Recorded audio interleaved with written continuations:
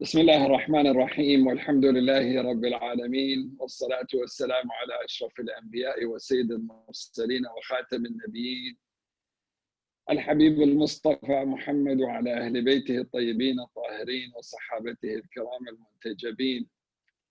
In the name of God, the compassionate and the merciful, may all the praise be to God, and may all the peace and the blessings be upon all the prophets, especially Prophet Muhammad, and upon his purified progeny and the believers of his companions. And may the peace and the blessings be upon you, dear brothers and sisters. Assalamu alaikum wa rahmatullahi wa barakatuh. Good to see you again. Today, Sunday, is the last Sunday that we will fast during this month. For sure, next Sunday will not be part of Ramadan. May Allah reward you for your devotion, for your fasting, prayers, supplications, or the rituals you've done, answer your prayers, and also for the charity that you give. May Allah reward you many folds. So we continue with our Qur'an study, chapter 49, Surah al-Hujuraat. We will study verse number 6, 7, and 8, most probably today, inshallah. أعوذ بالله من الشيطان الرجيم. يا أيها الذين آمنوا إن جاءكم فاسق بنبأ فتبينوا أن تصيبوا قوما بجهالة فتصبحوا على ما فعلتم نادمين. In the name of Allah, the Beneficent, the Merciful. O you who believe, if a corrupt person comes to you with any news, verify it, lest you harm people in ignorance and afterwards regret what you have done. So previous verses talked about the relationship between the Prophet ﷺ, the leader, and the community. How should the community deal with his commands, his instructions, which are the commands and the instructions of God, and that they should not forward themselves or should not suggest to God or to the Prophet things once the Prophet already has declared his command. Now, from this verse and the verses after this, this chapter will deal with issues regarding inner community relations and also inter-community relations between individuals and also communities.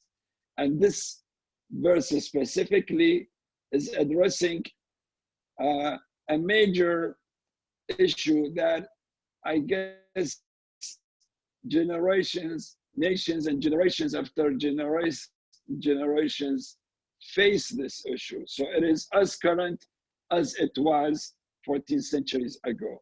And this is not to act based on news that are not reliable, not to act based on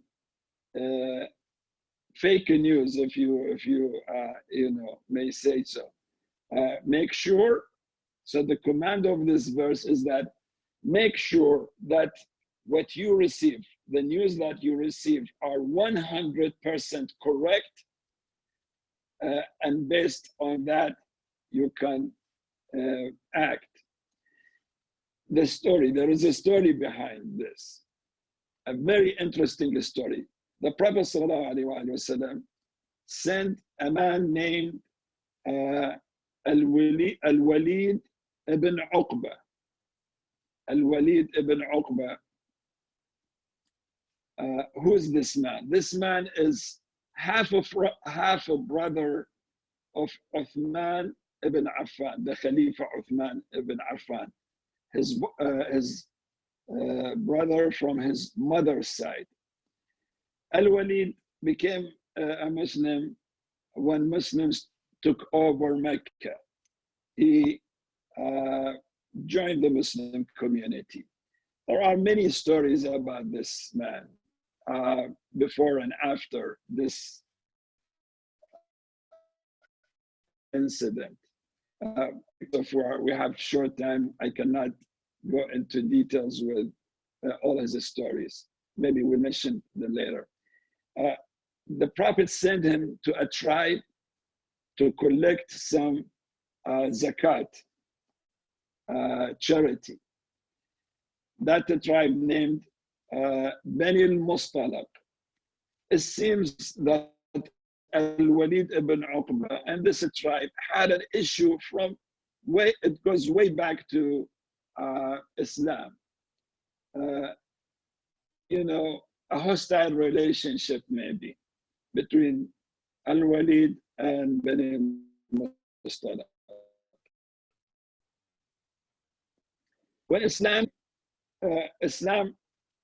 said whatever relationship you used to have before, those are all void. You establish a new chapter with the faith of Islam. So suppose everything is resolved. This man went to this tribe. By the time he arrived to their territories, they knew that the representative of the Prophet is coming to them. So they were happy. They all came out trying to meet al-Walid. Al-Walid, however, he thought that they came out maybe to kill him. So he immediately returned. He went back to Medina and he said to the Prophet, those people denied paying charity. Well, that's a very serious issue. Denying paying charity, it means that they reject the authority of the state, and most probably they turned away from the faith, and that's a serious issue. Even today, if somebody fails to pay taxes, this is a serious crime. So when he arrived in Medina and told the Prophet, there was an uproar in the community. Some would say, oh wow, how dare they are to reject paying zakat, and how dare they are that they have rejected the authority of the Muslim state. Let's fight them. Let's go and teach them a lesson. Let's use force. There was a serious uproar in Medina. The Prophet sent Khalid ibn al-Walid. Khalid has no relationship with this man, al-Walid ibn Uqba. Al-Walid was a common name, and still, I guess, in some areas. So Khalid ibn al-Walid, the Prophet sent him. So Khalid he's known as an army officer, a commander, and now the Prophet is sending him with a group. That's kind of, very important to know. But the Prophet told him, Khalid, when you go there, be careful. First, verify, investigate, make sure that what al-Walid has said is correct. If it is correct, if they deny paying zakat, deny and reject the authority of the state, then deal with them with force. But make sure that what he said is correct. Otherwise, the situation is different. So Khalid went there. Apparently, he arrived by the evening. So he did not enter their territory. He sent his agents. He told the agents, go and see, check what is the reaction of people. The agents went to the mosque. They saw people are praying. There is adhan, the call for the prayer. And people are, showing their commitment to their faith, to the state, to the Prophet. So they came back and told Khalid, well, this is a different story. People are very loyal to the state. They do not seem to reject the other authority of the state. Next morning, Khalid himself went and talked to the leaders, talked to the tribe. They said, we are willing to pay our zakat. Walid, when he came, he just turned away and went back. So Khalid came to the Prophet and told him the story. And this is where this verse came. The Prophet said, التأني من الله والعجلة من الشيطان. To wait, pause, and think, this is the command of God. Not to rush, this is the command of God. العجلة من الشيطان. But to rush into things, hasten things before it is in you, that's the command of shaitan. And this verse came. Ya ayyuha alladhina amanu, all the people who believe, or you who believe, calling on the community of the faithful. إِذَا جَاءَكُمْ فَاسِقٌ. If somebody who's corrupt came to you with a news, any kind of a news, فَتَبَيَّنُوا, verify, investigate. Don't take the news just for a given fact. Investigate, especially when you want to act based on this news. Make sure that this news is correct. فَتَبَيَّنُوا أَن تُصِيبُوا قَوْمًا بِجَهَالَةٍ. If you act without investigation, you might hurt someone out of your ignorance, out of that you are not aware of the full information.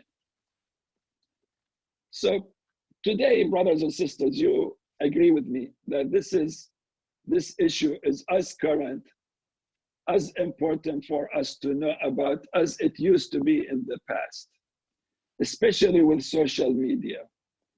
Unfortunately, there are a lot of unreliable and false news out there.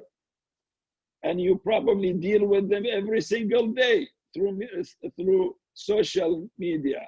How many times your friends, family members send you messages. They just forward the messages, photos, videos, statements, and news about things that are not true. People, unfortunately, some people, whatever they receive, they get excited and they forward it again to their friends.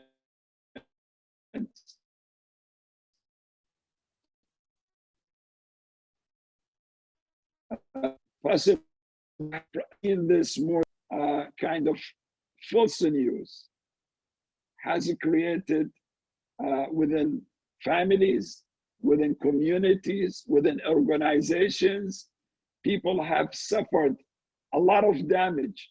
People were hurt personally, personal injuries, and even sometimes, mental issues, anxiety and depression because of a false statement on social media. And when somebody throws something on social media, that's it, it's gone. You cannot control it anymore. People have destroyed the name of a lot of families, a lot of individuals, male or females, just by posting a photo or a clip or a statement here and there. They destroy their life forever. And that's not good, not good.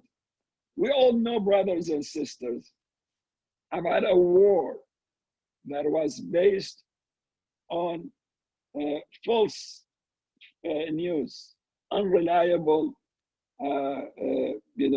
things.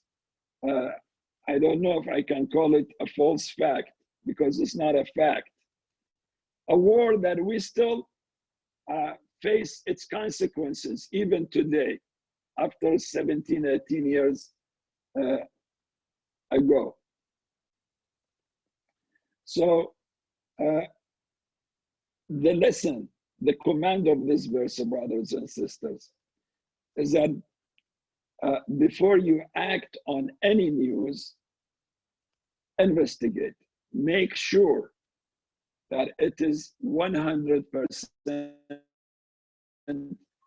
correct. If you do not want to act, that's a different story. If you don't want to believe it or it is irrelevant to you, that's a different story.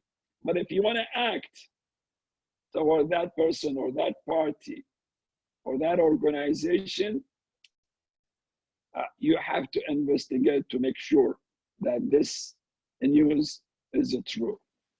And then the Quran says, فَتَبَيَّنُوا أَن تُصِيبُوا قَوْمًا بِجَهَالَةٍ. You might unawarely, without knowing, you hurt somebody out of your lack of knowledge, and then you regret what you do. And then really you regret what you do. And this could happen to anyone who would act without verifying the news. Now the verse mentions if a corrupt person, fasiq, brings you a news. Fasiq could mean somebody who does wrongdoings, somebody who's known to be corrupt and he's not committed to his faith. He is known in the community.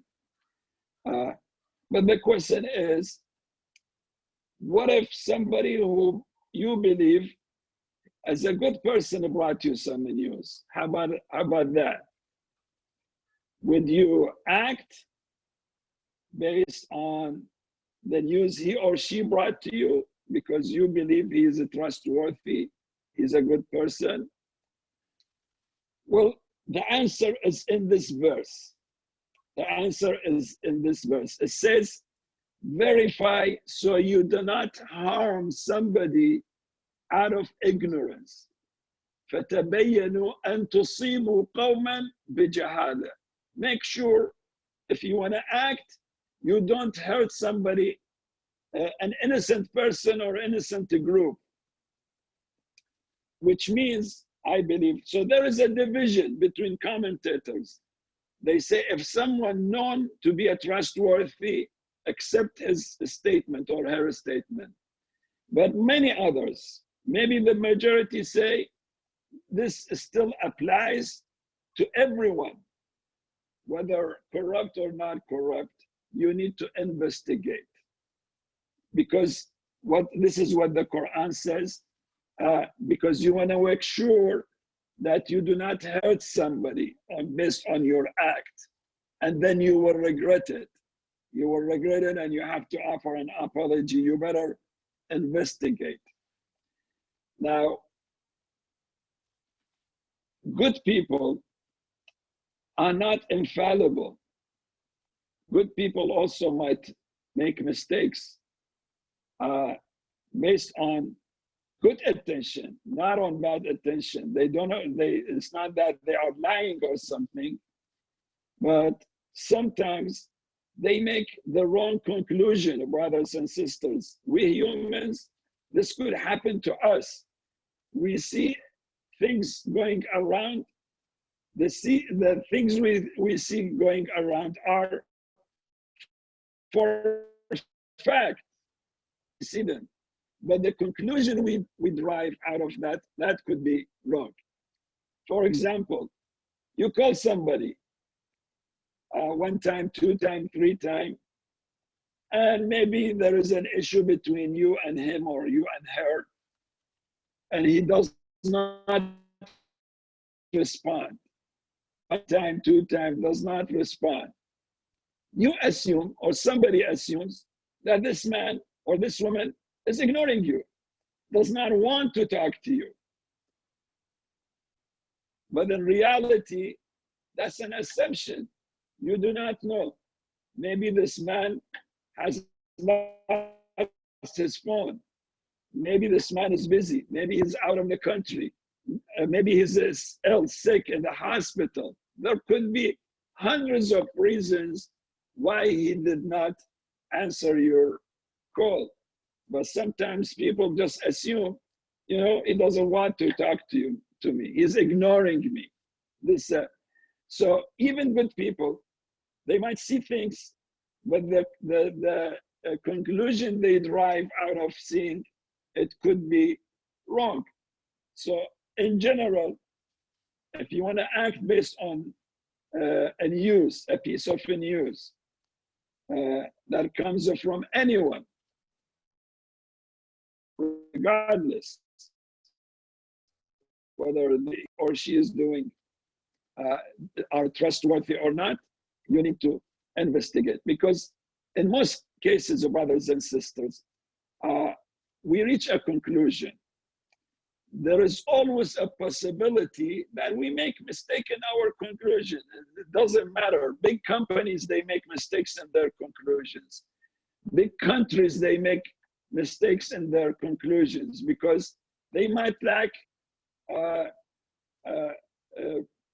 whole information. So you do your job. You do your job. You study and examine the evidences, and then you act, especially when this kind of reaction or action possibly is going to hurt that person. Maybe you'll cut your relationship, maybe you'll cut your support, maybe you'll cut, that person would lose his or her job. All of this involved. So what is required is that we investigate. This is the lesson of this verse. Make sure before you act, you make sure that it is absolutely correct, and so you act based on solid and true information. All right, verse number 6. Verse number 7. أعوذ بالله من الشيطان الرجيم واعلموا أن فيكم رسول الله لو يطيعكم في كثير من الأمر لعنتم ولكن الله حبب إليكم الإيمان وزينه في قلوبكم وكره إليكم الكفر والفسوق والعصيان أولئك هم الراشدون. And you know that among you is the messenger of God. If he were to obey you in much of the affairs, you would certainly face hardship. But God has caused faith to be dear to you, making it appealing in your hearts. And he has made disbelief, wrongdoing, and disobedience hateful to you. Such are those who are rightly guided. So when Al-Walid ibn Uqba, the man that the Prophet sent him to, that the tribe Bani al-Mustalaq, came back and told the community about what he thought that they had rejected paying zakat, Muslims were seriously upset, angry. And many of them said, well, we have to use force. This is against the state sovereignty. This is the authority of the state. This is, they are showing their disloyalty. But this verse says, you Muslims, you are blessed to have the Prophet with you. To have the Prophet living among you, because if he was not to prevent this from happening, there would have a big catastrophe happening there. Maybe a lot of people would be killed innocent people will get a lot of bloodshed and a lot of damage, and then you had to regret and pay ransom for that. It was the Prophet who prevented this tragedy from happening. You are lucky, you are blessed to have the Prophet living with you, with his wisdom, that he prevented this tragedy from happening. The Quran says, لو يطيعكم في كثير من الأمر لعنتم. If the Prophet were going to obey you in almost all matters, or much of the affairs and matters within the community, definitely you would face a lot of hardship. You will fall into a lot of troubles. But the wisdom of the Prophet prevents that from happening. His wisdom, his knowledge, the revelation, his connection with God prevents this from happening. So don't be upset. Don't be upset for the fact that the Prophet in some areas, he does not listen to you, does not obey you, because this is against your interests. The Prophet, his wisdom and his knowledge, knows better. Of course, this does not, again, I mentioned this before, does not close the door against suggestions. Muslims can come and suggest to the Prophet, especially when there is an invitation for suggestion. But once the Prophet ﷺ has made his mind, then Muslims have to obey. Then it says, لو يطيعكم في كثير من الأمر لعنتم ولكن الله حبب إليكم الإيمان. God has made faith dear to your heart. You like the faith. وكره إليكم الكفر والفسوق والعصيان. He made you dislike unbelieving, wrongdoing, and also disobedience. These three things also God has, out of his kindness and blessings toward you, he made these things you do not like. He made you like the faith and Iman. And this is a reality. Those who believe, you brothers and sisters, you are believers, check your hearts. You are proud of your faith. You love your faith. You feel even good and better when your faith is stronger and stronger. During Ramadan, this is a testimony. During Ramadan, you feel absolutely good about your faith, because the level of your faith is high, because you are very close to God. You are practicing the rituals that make you close to God, staying away from a lot of worldly affairs and staying away from Satan. The hadith of the Prophet says, during Ramadan, Satans have no businesses. They have no businesses. Because the community of believers, their Iman is very strong, that keeps them away from Satan. This is the reality. Everyone who has faith and believes loves his faith, proud of his faith. And at the same time, they do not like disbelieving and wrongdoing. And this is reality. We make mistakes. We make mistakes. We are humans. It is possible for us at a moment of weakness, we make mistakes. Making mistake does not mean that we like that mistake. We might do these mistakes, though we hate that mistakes, though we might feel embarrassed about these mistakes. We don't want others to know about these mistakes. We are not proud about them. This is, in fact, this is what this verse talks about. that you love faith, iman, piety. You love practicing your faith. This is something God has put in your heart, and you hate wrongdoings for yourself and for others. And this is, in fact, the lifestyle. This is the manner of those who are rightly guided. أُولَٰئِكَ هُمُ الرَّاشِدُونَ. If you are like this, if this verse applies to you, you are the rightly guided individual. And then the final verse, أعوذ بالله من الشيطان الرجيم فضلا من الله ونعمة والله عليم حكيم.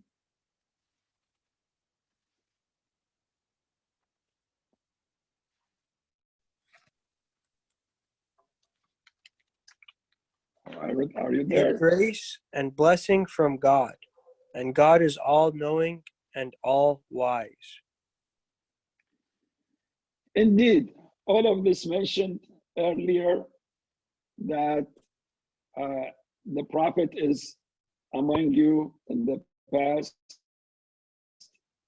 The Prophet ﷺ, his teachings is among us right now. Physically, he's not there, but as a tradition, the revelation of God is there. This is why we believe, the Prophet is the seal of the prophets, because his miracle, the Qur'an that we open and read every single day in front of us, this is the living miracle in front of us. We read, we feel attached, we understand. This is the blessings of God. This is out of his grace. The Qur'an, the teachings of the Prophet, and also the fact that had us God, for the fact that God made us hate mistakes and feel embarrassed if we do any mistakes. This is out of his blessings and grace. This is his kindness to us. We should be thankful for that, as he is all-knowing and all-wise. Well, I come to the end of today's discussion. Inshallah, we'll continue tomorrow afternoon. If there is any question, comment, you are.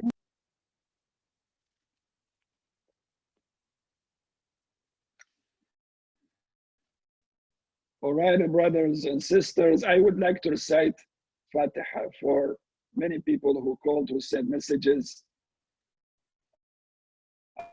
many who are here in Fresno, in our town, and in other parts of this nation, and in other countries, who are fighting with